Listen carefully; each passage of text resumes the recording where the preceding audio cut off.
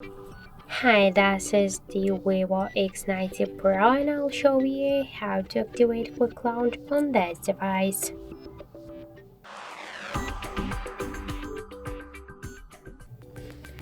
So first open the settings and then scroll down to the shortcuts and accessibility. Here you'll see the quick action section and just by tap on the switcher we successfully just activated the quick action. So what does it mean? So just by press and hold to the volume down button, you will launch, for example, now the torch. So just press and hold the volume down button.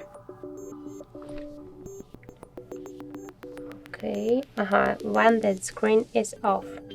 So now we can see that the flashlight successfully activated. So if you wanna just change this option to open the camera, just select the camera.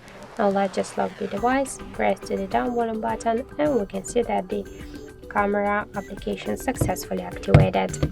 So that's it. Thank you for watching, and if you find this video helpful, don't forget to leave a like, comment, and to subscribe our channel.